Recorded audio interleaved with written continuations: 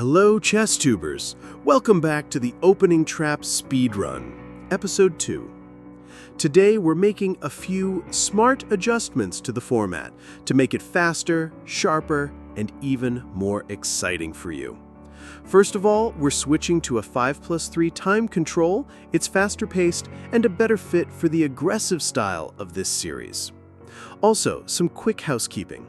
As many of you know, lichess ratings can swing wildly in the first few games.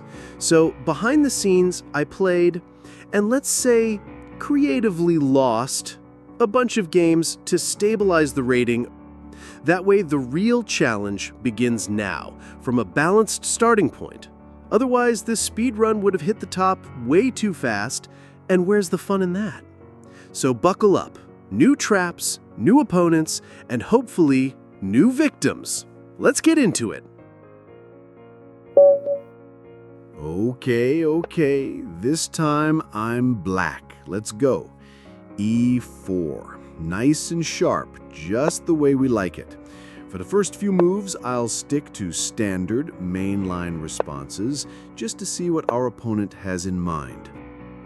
Bishop to b5. Ladies and gentlemen, we have a Ruy Lopez on our hands. I actually love this opening. It's full of traps, even for black. d3. Oh, there's a famous trap in this line. Let's see if we can lure our opponent into it. It starts with knight to e7. And at first glance, it looks awkward. A knight retreating and stepping away from defending our only advanced pawn. But in reality, this move sets a deadly trap. That pawn on e5, it's poisoned and cannot be captured. Yes! Our opponent straight-falled into it. Watch how we will be able to emerge at least a piece up from the coming tactical complications. And I'll be explaining all the details after the game. Queen a5. It's a check and a fork, which our friend Eric Rosen would call a chork. Hello? Let's actually pre-move Queen e5, since it is the best move for any white response. Queen f3 doesn't scare us, as it doesn't pose a real threat, but since he's probably thinking of playing bishop f4, let's stop that by playing the natural knight on g6. Now that he castled, it's also time to think about our own king's safety. Being a piece up doesn't automatically win you the game. Bishop to d6 looks like a strong move. It threatens mate on h7, and at the same time, it clears the way for us to castle kingside. h5. Let's keep applying pressure to their king. If they play d4, I think we're just in time to take on e4.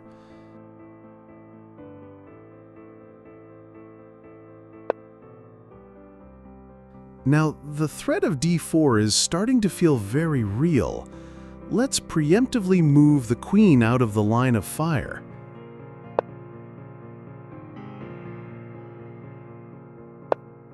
As I anticipated, d4 was played, and now e5 is once again a real threat. Since there's no way to prevent it, we need to evacuate one of the two pieces to avoid a fork. I have several options for the knight, and honestly, I'm not entirely sure where I want it to be. Let's go with h7 for now.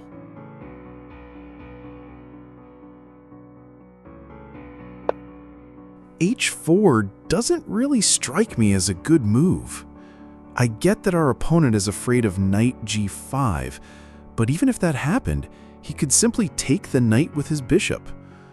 Anyway, I've just noticed that his rook is undefended, so we can take advantage of that and play d5, since his e-pawn is pinned on the file.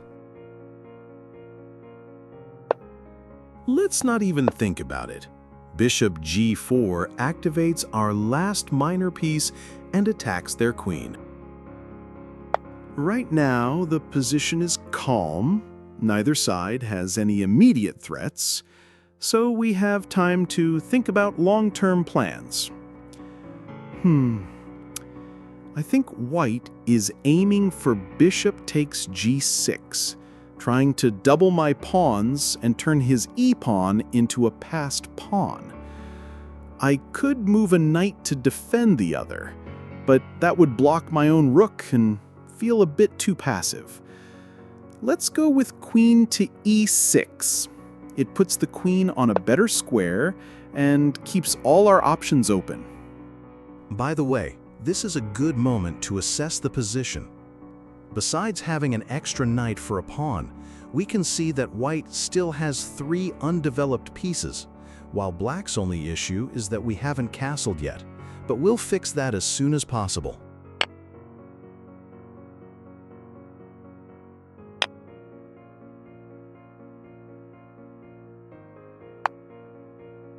As we said, it's very important to find a safe place for our king, so now we need to assess whether to castle kingside or queenside.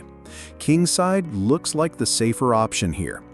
I know we're up a piece, but before we start creating problems for our opponent, we need to consolidate, get our king to safety, and only then launch an attack. It's important to give each piece in your army a purpose and scope. Looking at our position, every piece seems happy except the knight. Right now, it doesn't have any safe or active squares, so let's prepare a future for it by playing f6, making sure it won't stay out of play for too long. Our opponent is playing very well. e6 has created a passed pawn. However, he doesn't have enough firepower to support it for long. That's because his pieces aren't as active or coordinated as ours. Let's bring one of our rooks in front of the pawn to block it and threaten to capture it. I think it doesn't matter much which rook we use, so let's move the one that's furthest from the action. Look how our piece activity is giving us many strong options, like bishop to f4, bishop to e4, or simply capturing the e7 pawn.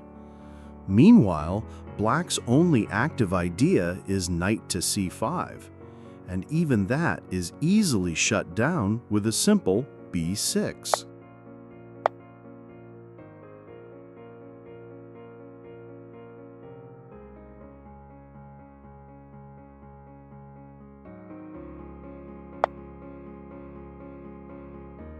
It's time to capture the poor pawn.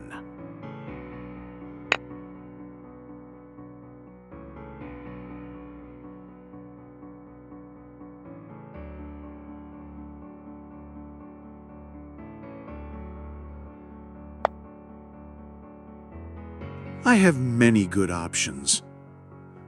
Let's go for something fancy. Queen takes d3. We sacrifice the queen. Wait, actually thinking about it, I don't think it's a good move after all. If he takes my rook on e7, he's threatening to take on e8 with check. Ouch!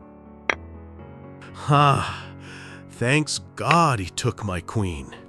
Now I can proceed with my plan. Rook e1, check. And now, let's see what is the best way to involve both of my rooks in the attack.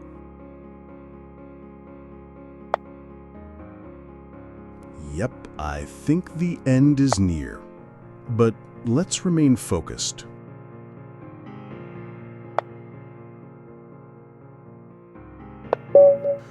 Whew, checkmate. GG to our opponent. He fought well and hard. Let's review a few key moments of the game. Okay, first of all, knight e7. This move is the beginning of our trap, but the important thing to mention is that even if white doesn't fall for the trap and avoids capturing the e5 pawn, we're still in a perfectly healthy position. Knight e7 is a totally logical move. The idea is to reroute the knight to g6, and this kind of maneuver Transferring a knight from the queen side to the king side is often useful in the long run. Now, after c6, white is already compromised. Whether the bishop retreats to c4 or a4, our strategy remains the same. Queen to a5, followed by queen takes knight.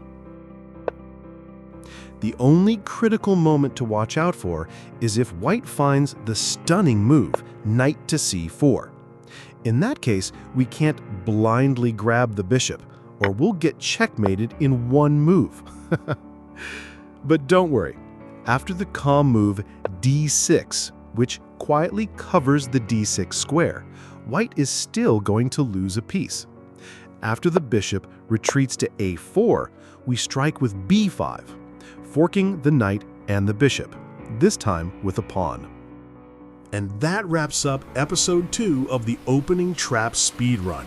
We managed to set up some sneaky traps, played a sharp game, and stayed solid when things got tense. That's the spirit of this series. Strike fast, but stay smart. Let me know in the comments what you thought of this episode, and if you've ever used any of these traps in your own games. And hey, if you're enjoying this series, don't forget to like the video, subscribe, and hit that bell so you don't miss episode 3. We've got plenty more tricks up our sleeve. See you in the next one.